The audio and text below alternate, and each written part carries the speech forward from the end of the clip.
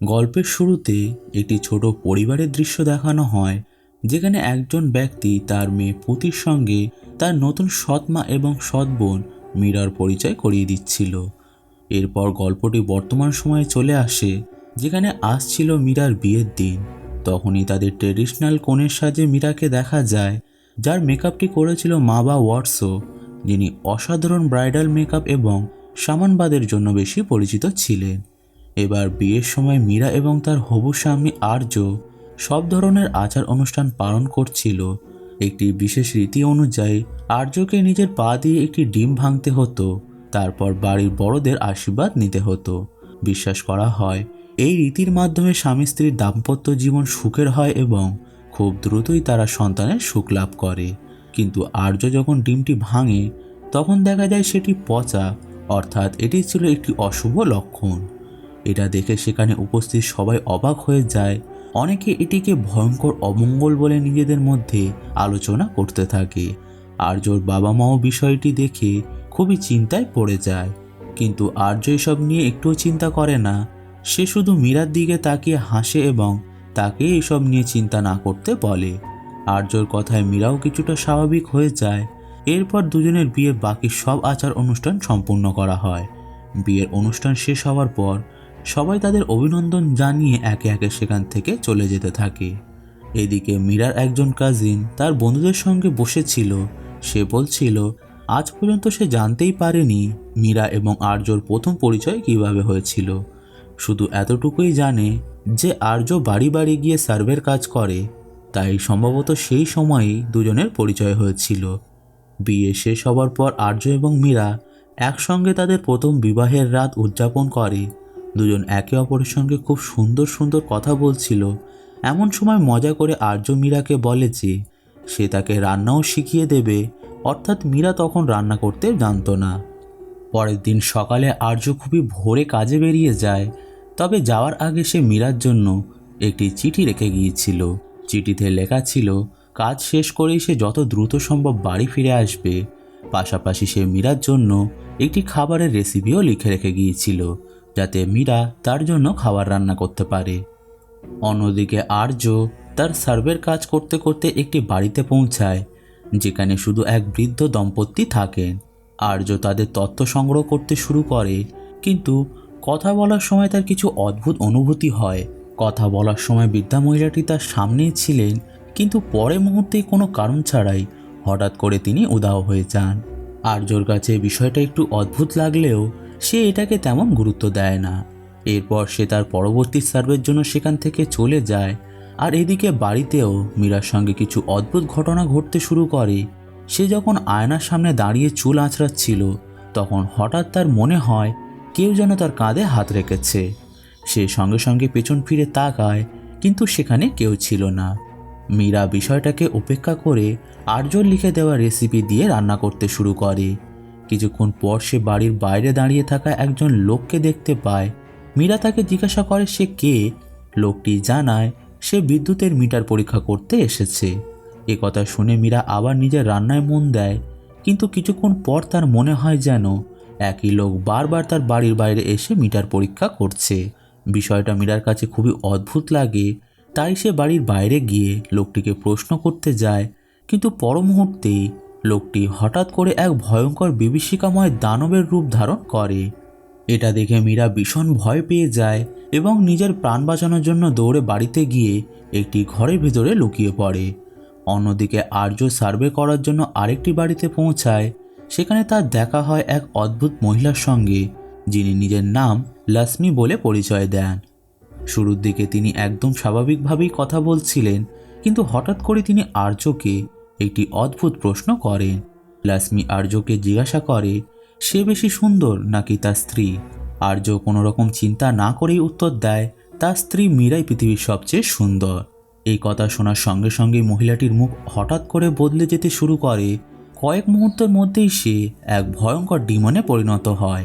তার এই ভয়াবহ চেহারা দেখে আর্য ভীষণ আতঙ্কিত হয়ে পড়ে এবং সেখানেই অজ্ঞান হয়ে মাটিতে লুটিয়ে পড়ে। কিছুক্ষণ পর যখন তার জ্ঞান ফিরে আসে, তখন সে নিজেকে একেবারে একা দেখতে পায়। জ্ঞান ফিরতেই সে নিজের সব জিনিসপত্র সেখানেই ফেলে রেখে প্রাণ বাঁচাতে দৌড়ে পালিয়ে যায়। দৌড়াতে দৌড়াতে সে একটি ছোট দোকানের ভেতরে গিয়ে লুকিয়ে পড়ে, কিন্তু দোকানের ভেতরে কেউ ছিল না। তাই আর্য চুপচাপ সেখানেই বসে সকাল হওয়ার অপেক্ষা করতে থাকে। ধীরে ধীরে রাত আরও গভীর হতে থাকে। দেখতে দেখতে মতো রাত হয়ে যায়। ঠিক তখনই সে আবার সেই দোকানের ভেতরেই লক্ষ্মীকে তার আসল ভয়ঙ্কর রূপে দেখতে পায়। এটা দেখে আর্যর ভয় আরও বেড়ে যায় এবং সে সঙ্গে সঙ্গে দোকান থেকে বেরিয়ে দৌড়ে পালিয়ে যায়। কিন্তু ততক্ষণে অনেক দেরি হয়ে গেছে। নির্জন রাস্তায় আর্য একা নিজের প্রাণ বাঁচিয়ে দৌড়াচ্ছিল। এমন সময় কিছুটা দূরে সে আরেকটি ভয়ঙ্কর দানবকে দেখতে পায়, যে একেবারে কোণের মতো সেজেছিল এবং কোনো প্রাচীর নৃত্য করতে করতে ধীরে ধীরে আর্যর দিকে এগিয়ে আসছিল। আর্য হতভম্ব হয়ে দৃশ্যটি দেখছিল। ঠিক তখনই তার পেছন থেকে একটি ঘোড়া গাড়ি এসে দাঁড়ায়।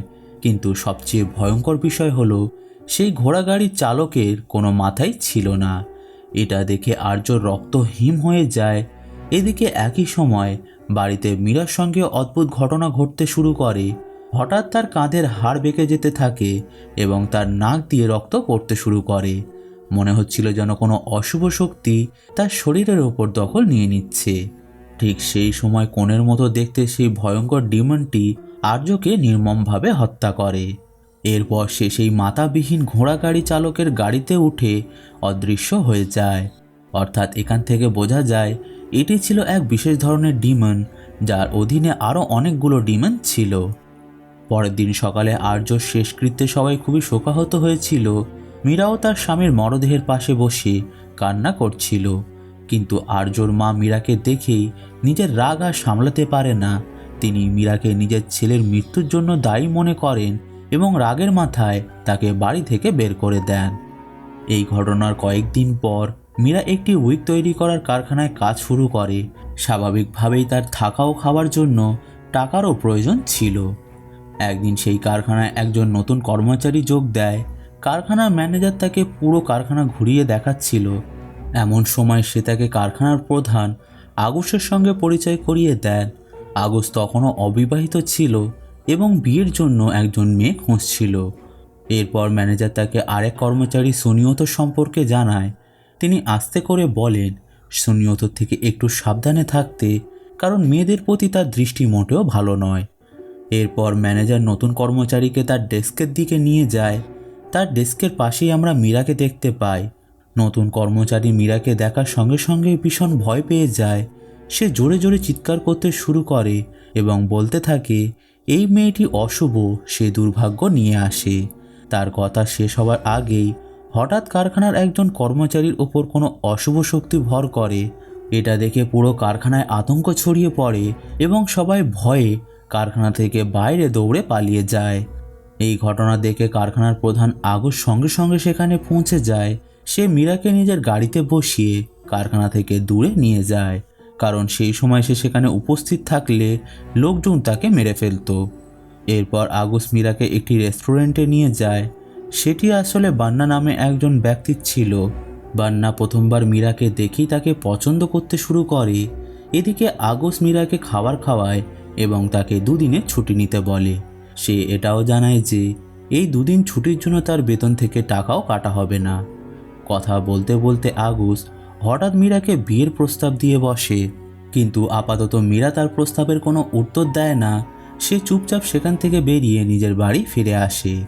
সেই দিন রাতে যখন মীরা বাড়িতে একা ছিল, তখন একজন ব্যক্তি তার জন্য খাবার নিয়ে আসে। খাবারটি তখনও বেশ গরম ছিল। মীরা পার্সেলটি খুলতেই অবাক হয়ে যায়, কারণ এর ভেতর ঠিক সেই খাবারটিই ছিল যার রেসিপি আর্য বিয়ের পরের দিন তাকে চিঠিতে লিখে দিয়েছিল। বিষয়টা দেখে সে এতটাই চিন্তায় ডুবে যায় যে গরম পাত্রতে হাত লেগে তার হাত পুড়ে যায়। আর ঠিক সেই মুহূর্তেই সে আর্যর এক ঝলক দেখতে পায়। তবে এটি আগের আর্য ছিল না। তার মুখ ভীষণ ভয়ঙ্কর এবং বিভৎস হয়ে গিয়েছিল। মনে হচ্ছিল যেন আর্যর আত্মা মীরাকে ভয় দেখাচ্ছে। এদিকে যে বাড়িতে মীরা ভাড়ায় থাকছিল, সেই বাড়ির মালিকও কারখানায় ঘটে যাওয়া ঘটনার কথা জানতে পারে। লোকজনের কথা শুনে তিনিও মীরাকে অশুভ মনে করেন এবং কিছু না ভেবেই তাকে বাড়ি থেকে বের করে দেন। এখন মীরা থাকার মতো আর কোনো জায়গা অবশিষ্ট ছিল না। তাই সেই দিন রাতটা সে কারখানার ভেতরেই কাটিয়ে দেয় এবং সেখানেই ঘুমিয়ে পড়ে। কিন্তু পরের দিন সকালে কর্মচারীরা তাকে কারখানার ভেতরে দেখতে পেয়ে সবাই তাকে সেখান থেকে তাড়িয়ে দিতে শুরু করে। সবার বিশ্বাস ছিল মীরা যেখানেই যায় সেখানেই দুর্ভাগ্য নিয়ে আসে। ঠিক তখনই কারখানার প্রধান আগস্ট সেখানে পৌঁছে যায়। সে সবার সামনে মীরার পক্ষ নেয় এবং তার প্রতি সহানুভূতি দেখায়। এরপর সে আবারও মীরাকে বিয়ের প্রস্তাব দেয়, তাই অবশেষে মীরাও তার প্রস্তাবে সম্মতি জানায়। কিন্তু এটা দেখে সুনিও তো ভীষণ রেগে যায়, কারণ তার কাছে এটা মেনে নেওয়ার কঠিন ছিল যে একজন সাধারণ কর্মচারী কোম্পানির প্রধানকে বিয়ে করতে যাচ্ছে। আসলে সুনিও তোর কুনজর অনেক আগে থেকেই মীরার ওপরে ছিল। এদিকে বিয়ের পর আগস্ট আর মীরা তাদের প্রথম বিবাহের রাতে একসঙ্গে বসে কথা বলছিল। কথার এক পর্যায়ে আগস্ট মীরাকে তার বোন পুতির সম্পর্কে জিজ্ঞাসা করে। মীরা জানায় অনেক বছর আগেই দুই বোন আলাদা হয়ে গেছে এবং তারপর থেকে তাদের মধ্যে কোনো সম্পর্কই নেই। কিন্তু আগস্ট তাকে বোঝায় যে তার উচিত পুতির সঙ্গে আবারও সম্পর্ক ঠিক করে নেওয়া। সে বলে পুতির স্বামী একটি ব্যাংকে কাজ করে, যদি সব কিছু ঠিকঠাক হয় তাহলে সে তাদের কারখানার জন্য ঋণের ব্যবস্থা করতে সাহায্য করতে পারে। এরপর দুজন একে অপরের আরও কাছাকাছি আসার চেষ্টা করে, কিন্তু আগস্ট যখনই মীরার কাছে আসে তখনই মীরা আবারও আর্যশ্রীর ভয়ঙ্কর রূপ দেখতে পায়। এই কারণে সে ভীষণ ভয় পেয়ে যাচ্ছিল, ফলে সেই দিন রাতে তাদের মধ্যে কিছুই হয় না। আসলে মীরা যখনই অন্য কোনো পুরুষের কাছাকাছি যাওয়ার চেষ্টা করত তখনই তার প্রথম স্বামী আর্যর ভয়ঙ্কর আত্মা তার সামনে এসে উপস্থিত হতো। পরের দিন মীরা বাজারে সবজি কিনতে যায়। সেখানে সে একজন সবজি বিক্রেতার কাছ থেকে ভালো রান্না করাও শিখছিল, কিন্তু যখনই সে বাড়িতে ফিরে সেই একই রেসিপি বানানোর চেষ্টা করত, তার রান্না কখনোই ভালো হতো না। অর্থাৎ তার সঙ্গে নিশ্চয়ই কোনো না কোনো সমস্যা চলছিল। তবুও আগস্ট প্রতিবারই তার রান্নার প্রশংসা করত যাতে মীরার আত্মবিশ্বাস বজায় থাকে। আগস্টের কথা মেনে মীরা আবারও তার বোন পুতির সঙ্গে সম্পর্ক ঠিক করার জন্য তার বাড়িতে যায়, কিন্তু পুতি এখনও অতীতের কোনো ঘটনার কারণে মীরার ওপর খুবই রাগ করেছিল। সে স্পষ্ট জানিয়ে দেয় যে সে আর কখনোই মীরার সঙ্গে কোনো সম্পর্ক রাখতে চায় না। এমন সময় পুতির মেয়েও স্কুল থেকে বাড়ি ফিরে আসে, কিন্তু পুতি মীরাকে নিজের মেয়ের সঙ্গেও দেখা করতে দেয় না। এতে স্পষ্ট হয়ে যায় নিজের সৎ বোন মীরার প্রতি তার মনে কতটা ঘৃণা জমেছিল। এরপর সে মীরাকে তার বাড়ি থেকে চলে যেতে বলে, তাই মীরা আর কোনো ভনিতা না করে সাথে সাথে সেখান থেকে বেরিয়ে যায়। এক রাতে অবশেষে মীরা ও আগস্টের মধ্যে শারীরিক সম্পর্ক হয়, কিন্তু পরের দিন যখন মীরা বাজারে সবজি কিনতে যায় তখনই সেখানে বান্নাও উপস্থিত ছিল। সে চুপচাপ দূর থেকে মীরার দিকে নজর রাখছিল, কারণ সে মীরাকে ভালোবেসে ফেলেছিল। বাড়িতে ফিরে মীরা দেখে বাড়ির বাইরে একজন অচেনা লোক দাঁড়িয়ে আছে। মীরা তাকে জিজ্ঞাসা করলে সে জানায় সে বিদ্যুতের মিটার পরীক্ষা করতে এসেছে। এই কথা শুনেই মীরা চমকে ওঠে। তার সন্দেহ হতে থাকে, কারণ আর্যর সময়ও ঠিক এমনই একটি ঘটনা ঘটেছিল। কিন্তু এবার মীরা বাইরে যায় না, সে ঘরের ভেতর থেকে লোকটির দিকে নজর রাখতে থাকে। কিছুক্ষণ পর লোকটি নিজের কাজ শেষ করে সেখান থেকে চলে যায়। তখন গিয়ে মীরা একটু স্বস্তির নিঃশ্বাস ফেলে। সেদিন রাতে আগস্ট কারখানায় অনেক রাত পর্যন্ত কাজ করছিল। তখন তার দেখা হয় সুনিয়তর সঙ্গে, যে কোনো কাজের কারণে তখনও কারখানায় ছিল। আর আমরা তো আগেই জানি নিশ্চয়ই তার খারাপ নজর কোনো না কোনো মেয়ের উপরেই পড়েছে। এইদিকে বাড়িতে একা বসে থাকতে থাকতে মীরার মন ভালো লাগছিল না, তাই সে বান্নার রেস্টুরেন্টে চলে যায়। মীরাকে নিজের রেস্টুরেন্টে দেখে বান্না খুবই খুশি হয়ে যায় এবং আন্তরিকভাবে তাকে স্বাগত জানায়। অন্যদিকে রাতে বাড়ি ফেরার পথে হঠাৎ আগস্টের গাড়ির টায়ার পাঞ্চার হয়ে যায়। বাধ্য হয়ে সে গাড়ি থেকে নেমে টায়ার পরিবর্তন করতে শুরু করে। ঠিক সেই সময় তার পেছনে সেই ভয়ঙ্কর ডিমনটা এসে উপস্থিত হয়, যে আগে আর্যকেও হত্যা করেছিল। আর একই সময় অন্যদিকে মীরার কাঁধেও হঠাৎ তীব্র ব্যথা শুরু হয়ে যায়। এসব দেখে পরিষ্কার বোঝা যায় মীরার সঙ্গে সেই ভয়ঙ্কর ডিমনের কোনো না কোনো গভীর সম্পর্ক অবশ্যই রয়েছে। এদিকে আগস্ট যখন টায়ার লাগাচ্ছিল তখনই একটি স্ক্রু গাড়ির নিচে পড়ে যায়। সেটি তুলতে আগস্ট গাড়ির নিচে ঝুঁকে পড়ে, কিন্তু সে গাড়ির নিচে হাত দিতেই অন্য পাশ থেকে সেই ভয়ঙ্কর ডিমনটি তার হাত ধরে তাকে টেনে নিয়ে যায় এবং নির্মমভাবে হত্যা করে। এর আগে মীরার সঙ্গে এমন অদ্ভুত ঘটনা ঘটেছিল, তাই হঠাৎ করেই তার মনে হয় হয়তো আগস্ট কোনো না কোনো বড় বিপদে পড়েছে। সে সঙ্গে সঙ্গে বান্নাকে নিয়ে আগসকে খুঁজতে বেরিয়ে পড়ে, কিন্তু পথে তারা আগসের গাড়িটি দাঁড়িয়ে থাকতে দেখে আর গাড়ির পাশে আগসের মরদেহ পড়েছিল।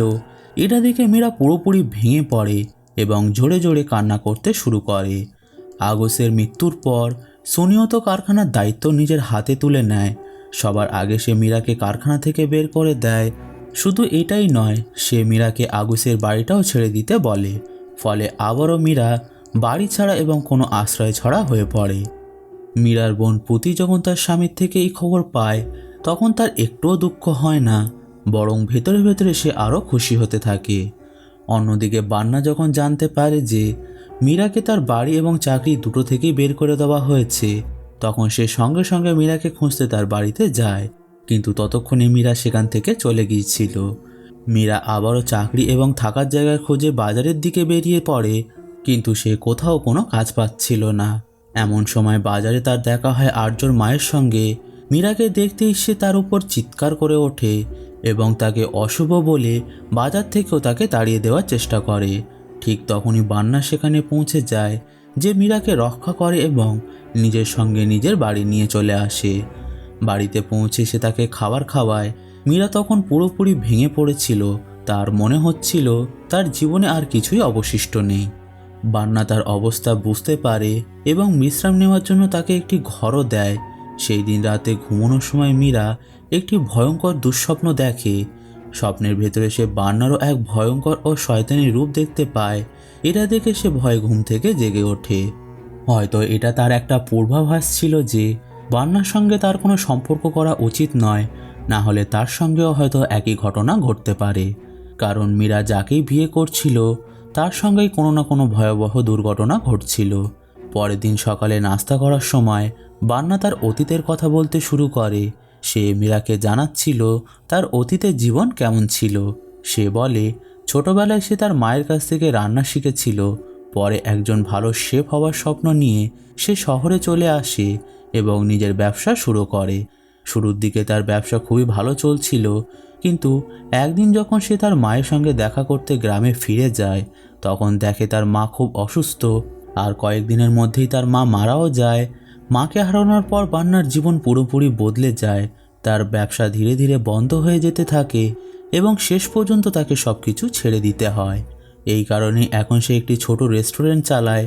সেখানে সে তার মায়ের শেখানো রেসিপিগুলো দিয়েই রান্না করত। সেই রেসিপিগুলো তৈরি করলে তার মায়ের সঙ্গে কাটানো সুন্দর মুহূর্তর কথা মনে পড়ত, আর সেই কারণেই সে কিছুটা মানসিক শান্তি পেত। বান্না মীরাকেও এই একই পরামর্শ দেয়। সে বলে অতীতের খারাপ স্মৃতিগুলো আঁকড়ে ধরে বেঁচে থাকার বদলে জীবনের ভালো মুহূর্তগুলো মনে রাখা উচিত, তবেই সে সামনে এগিয়ে যেতে পারবে। এরপর বান্না মীরাকেও তার মায়ের কিছু বিশেষ রেসিপির রান্না শেখায়। ধীরে ধীরে তারা দুজন একে অপরের আরও কাছাকাছি আসতে শুরু করে। বান্নার কথা শুনে মীরা সেই মেকআপ শিল্পীর সঙ্গে দেখা করার সিদ্ধান্ত নেয়, যিনি আর্যর সঙ্গে তার বিয়ের দিনে তার মেকআপ করেছিলেন। ওয়ার্সও তখন অনেক বৃদ্ধ হয়ে গিয়েছিলেন এবং অবসরও নিয়ে ফেলেছিলেন। মীরা তার কাছে বসে নিজের জীবনে ঘটে যাওয়া সব অদ্ভুত ঘটনাগুলো বলে। সব কথা শোনার পর ওয়ার্সও মীরার সামনে এক বিশাল গোপন সত্য প্রকাশ করে। আর বন্ধুরা, এখান থেকেই এই সিনেমার আসল এবং সবচেয়ে ভয়ঙ্কর রহস্য উন্মোচিত হয়। ওয়ার্সও জানায় কিছুদিন আগে এক মহিলা তার কাছে সাহায্য চাইতে এসেছিল, আর সেই মহিলা আর কেউ নয়, মীরার সৎ বোন পুতি ছিল। আমরা জানতে পারি আসলে পুতি কখনোই চাইতো না যে মীরার জীবনে সুখ আসুক। সে চেয়েছিল মীরার পুরো জীবনটাই ধ্বংস করে দিতে, আর সে সেই কাজে সফলও হয়েছিল। এই কারণেই সে ওয়ার্সোর সাহায্যে মীরার উপর একটি অত্যন্ত প্রাচীন এবং ভয়ঙ্কর কালো জাদুর রিচুয়াল সম্পূর্ণ করেছিল। সেই রিচুয়ালের নাম ছিল বাহুলাবিয়ান। ওয়ার্সো জানায় যার উপর এই রিচুয়াল করা হয় তার জীবনে শুধু দুর্ভাগ্যই নেমে আসে। শুধু তাই নয়, সে একটি ভয়ঙ্কর ডিমনের সঙ্গেও যুক্ত হয়ে যায়।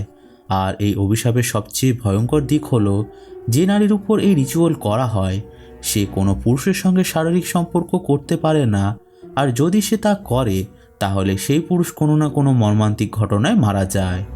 এর অর্থ হলো সেই নারী কখনোই নিজের পরিবার গড়ে তুলতে পারবে না এবং সারা জীবন একাই থাকতে বাধ্য হবে। ওয়ার্সো আরও স্বীকার করে যে মীরার বিয়ের দিন মেকআপ করার সময় সেই গোপনে এই রিচুয়ালটি মীরার ওপর সম্পন্ন করেছিল। এতেই বোঝা যায় বিয়ের সময় ডিমটি কেন পচা বেরিয়েছিল। আর এই কারণেই ঠিক সেই দিন থেকেই মীরার জীবনে একের পর এক ভয়ঙ্কর ঘটনা ঘটতে শুরু করে, কারণ তার আগে পর্যন্ত তার জীবন একদম স্বাভাবিক ছিল। এই সত্য জানার পর মীরা পুরোপুরি ভেঙে পড়ে, কিন্তু সে কোনো কান্নাকাটি করে না। সে সিদ্ধান্ত নেয় যে এই সব কিছুর হিসাব সে তার বোন পুতির কাছ থেকে অবশ্যই নেবে। এই উদ্দেশ্য নিয়ে সে পুতির বাড়ির দিকে রওনা দেয়, কিন্তু পথে সুনিয়ত তাকে অপহরণ করে। সে মীরাকে নিজের বাড়িতে নিয়ে গিয়ে বেঁধে রাখে এবং তার সঙ্গে জোরপূর্বক শারীরিক সম্পর্ক স্থাপন করে। এরপর সে মীরাকে একটি ঘরের ভেতরে আটকে রাখে, কিন্তু সুনিয়তর কোনো ধারণাই ছিল না যে সে কত বড় একটা ভুল করে ফেলেছে। কারণ অভিশাপ অনুযায়ী মীরার সঙ্গে যেই শারীরিক সম্পর্ক করবে, তা জোর করেই হোক বা মীরার সম্মতিতে, শেষ পর্যন্ত সেই পুরুষের মৃত্যু অবধারিত। ঘরের ভেতরে বন্দি অবস্থায় মীরা তার মৃত দুই স্বামীর ভয়ঙ্কর আত্মাকে দেখতে শুরু করে।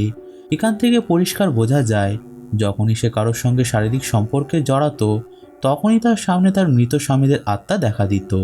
সম্ভবত এটি একটি ইঙ্গিত ছিল যে তার পরবর্তী স্বামী বা অন্য কোনো পুরুষের সঙ্গেও কি ঘটতে চলেছে। নিজের মৃত দুই স্বামীর আত্মাকে দেখে মীরা ভীষণ ভয় পেয়ে যায়, কিন্তু বন্দি অবস্থায় থাকার কারণে সে কিছুই করতে পারে না। সন্ধ্যায় সুনিয়ত বাড়ি ফিরে এলে তার স্ত্রী তাকে জানায় সকাল থেকেই তাদের বাড়ির টিভিটি নিজে নিজেই চালু হয়ে যাচ্ছে এবং আবার নিজে নিজেই বন্ধ হয়ে যাচ্ছে। এই কথা শুনে সুনিয়তর বিষয়টি বেশ অদ্ভুত লাগে। এরপর সে সেই ঘরের দিকে এগিয়ে যায় যেখানে মীরাকে আটকে রাখা হয়েছিল। ঠিক তখনই তার সঙ্গে একের পর এক ভয়ঙ্কর ঘটনা ঘটতে শুরু করে। একই সময়ে মীরার শরীরের ওপর সেই ভয়ঙ্কর ডিমনটি ভর করে, কিন্তু এবার বিষয়টি একটু ভিন্ন ছিল। এবার তার কাঁধে কোনো ব্যথা হচ্ছিল না, বরং মনে হচ্ছিল প্রতিশোধ নেওয়ার জন্য মীরাই স্বেচ্ছায় সেই ডিমনকে নিজের শরীরে প্রবেশ করতে দিয়েছে। পর মুহূর্তেই সেই ডিমনটি সুনিয়তর সামনে উপস্থিত হয়, তবে এবার ডিমনটির প্রতিটি কাজই মীরা নিয়ন্ত্রণ করছিল। এরপর সে অত্যন্ত নির্মমভাবে সুনিয়তকে হত্যা করে। তার সঙ্গে এমনটাই হওয়া স্বাভাবিক ছিল, কারণ কারখানা থাকাকালীন সে অনেক নারীর সঙ্গে খারাপ কাজ করেছে। সুনিয়তর মৃত্যুর পর মীরাও অজ্ঞান হয়ে মাটিতে লুটিয়ে পড়ে। ঠিক তখনই বান্না সেখানে পৌঁছে যায়। সে মীরাকে উদ্ধার করে নিজের বাড়িতে নিয়ে আসে। পরের দিন সকালে বান্নার ঘুম ভাঙলে সে দেখে মীরা আর সেখানে নেই, শুধু তার জন্য সে একটি চিঠি রেখে গেছে। চিঠিতে মীরা বান্নাকে ধন্যবাদ জানিয়েছিল।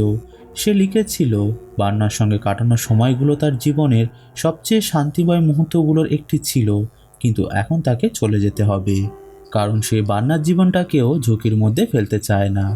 চিঠিটি পড়তে বান্না এক মুহূর্তও দেরি না করে মীরাকে খুঁজতে বেরিয়ে পড়ে। প্রথমে সে কারখানায় যায় এবং মীরার কর্মচারী সংক্রান্ত ফাইল দেখে সেখান থেকে সে মীরার পুরনো বাড়ির ঠিকানা পেয়ে যায়। এরপর সে সঙ্গে সঙ্গে সেই ঠিকানার উদ্দেশ্যে রওনা দেয়। অন্যদিকে মীরাও তার পুরনো বাড়িতে পৌঁছে যায়। এটাই সেই বাড়ি যেখানে তার বাবা এবং সৎ মা থাকতেন, অর্থাৎ গল্পের শুরুতে যে বাড়িটি দেখানো হয়েছিল এটা সেটাই। বাড়িতে পা রাখতেই মীরা ছোটবেলার স্মৃতিগুলো একে একে মনে পড়তে শুরু করে। তখন তার মনে পড়ে ছোটবেলায় সে তার সৎ বোন পুতির সঙ্গে কতটা খারাপ ব্যবহার করত। এতেই বোঝা যায় পুতির মনে তার প্রতি এত ঘৃণা কেন ছিল। মীরা প্রায় তাকে নানা কারণে বিরক্ত করত এবং কাঁদাতো। এরপর আমাদের পুতিকে দেখানো হয় যেখানে তার স্বামী তাকে বলে জরুরি একটি কাজের জন্য তাকে বাইরে যেতে হবে। পুতি তাকে বিদায় জানিয়ে নিজের মেয়ের কাছে চলে যায় এবং তাকে গল্প শোনাতে শুরু করে। কিন্তু আমরা দেখতে পাই আসলে পুতির স্বামী তার স্ত্রীকে মিথ্যা বলেছিল। সে নিজের এক সহকর্মীর সঙ্গে পার্টি করতে গিয়েছিল, আর আসলে সেখানে তারা দুজন কিছু মেয়েদের সঙ্গে সময় কাটানোর পরিকল্পনা করেছিল। তার সহকর্মী তার জন্য একটি মেয়েকেও ডেকে পাঠায়, কিন্তু সেই মেয়েটি যখন রুমে প্রবেশ করে তখন অবাক করার মতো বিষয় হলো সেই মেয়েটি আর কেউ নয়, মুখোশ পরা মীরা ছিল। আসলে মীরা তার বোন পুতির কাছ থেকে প্রতিশোধ নিতে চেয়েছিল, আর সেই কারণেই সে ইচ্ছাকৃতভাবে পুতির স্বামীর সঙ্গে শারীরিক সম্পর্ক স্থাপন করে। সে জানত তার সঙ্গে যে পুরুষই শারীরিক সম্পর্কে জড়াবে সেই অভিশাপের কারণে সেও বেঁচে থাকবে না। এরপর পুতির স্বামী নেশাগ্রস্ত অবস্থায় বাড়ি ফিরে আসে এবং কোনো কথা না বলেই সরাসরি শোবার ঘরে গিয়ে ঘুমিয়ে পড়ে। এটা দেখে পুতি কিছুটা বিরক্ত হয়ে যায়। ঠিক তখনই হঠাৎ মীরা পুতির বাড়িতে চলে আসে। সে পুতিকে জানায় তার স্বামী আর বাঁচবে না। মীরা আরও বলে প্রথমে সে তার কাছে ক্ষমা চাইতে এসেছিল, কিন্তু পুতি তাকে ক্ষমা করেনি। এ কথা শুনে পুতির রাগ আরও বেড়ে যায়। সে বলে ছোটবেলায় মীরা তার সঙ্গে খুব খারাপ ব্যবহার করত। মীরা শুধু শারীরিকভাবেই নয়, মানসিকভাবেও তাকে অনেক কষ্ট দিয়েছে। তাই তার মতে মীরার সুখে থাকার কোনো অধিকার নেই। দুই বোনের মধ্যে যখন তর্ক চলছিল, ঠিক তখনই অভিশাপ আবারও নিজের প্রভাব দেখাতে শুরু করে। সেই ভয়ঙ্কর ডিমনটি পুতির বাড়িতে এসে উপস্থিত হয় এবং আবারও মীরার শরীরের ওপর ভর করে। একই সময়ে শোবার ঘরে ঘুমিয়ে থাকা পুতির স্বামীকে সেই ডিমনটি নির্মমভাবে হত্যা করে ফেলে। এরপর মীরা যখন পুতিকে জানায় যে তার স্বামী মারা গেছে এবং সে তার স্বামীর সঙ্গে শারীরিক সম্পর্ক করেছিল, তখন পুতির রাগ চরমে পৌঁছে যায়। সে মীরার ওপর হামলা করে বরাবর মীরার মাথা দেওয়ালের সঙ্গে আঘাত করতে থাকে। যেভাবে ছোটবেলায় মীরা তাকে কষ্ট দিত, আজ ঠিক সেইভাবেই পুতি মীরার কাছ থেকেও প্রতিশোধ নিচ্ছিল। এরপর পুতি কাঁচের টুকরো দিয়ে মীরাকে বারবার আঘাত করতে থাকে এবং তার শরীরে গভীরভাবে ক্ষত তৈরি করে দেয়। দুই বোনের মধ্যে ভয়ঙ্কর লড়াই শুরু হয়ে যায়। দুজনে মারাত্মকভাবে আহত হয়ে পড়ে। লড়াইয়ের এক পর্যায়ে মীরা জোরে ধাক্কা দিলে পুতি পেছনে রাখা কাঁচের টেবিলের ওপরে গিয়ে পড়ে। ফলে টেবিল ভেঙে গিয়ে একটি বড় কাঁচের টুকরো সোজা পুতির গলায় ঢুকে যায়। এতে তার গলা ভয়াবহভাবে কেটে যায়। শেষ নিঃশ্বাস নেওয়ার সময় পুতি মীরাকে একটি বড় সত্য জানায়। পুতি জানায় যে ব্যক্তি বাহুলাবিয়ান রিচুয়াল করেছিল একমাত্র সেই ব্যক্তি অভিশাপের অবসান ঘটাতে পারে, আর সেই ব্যক্তি ছিল পুতি নিজেই। কিন্তু মৃত্যুর আগে পুতি আরও একটি ভয়ঙ্কর সত্য প্রকাশ করে। সে মীরাকে জানায় যে সে ওয়ার্সোকেও হত্যা করেছে। এর মানে এখন আর এমন কেউই বেঁচে নেই যে মীরাকে এই অভিশাপ থেকে মুক্ত করতে পারবে। এই সত্য জানার পর মীরা পুরোপুরি ভেঙে পড়ে। সে মৃত্যুর মুখে থাকা পুতিকে সেখানেই রেখে চলে যায়। অর্থাৎ এখন আর কোনো দিনও এই অভিশাপ তার জীবন থেকে দূর হবে না।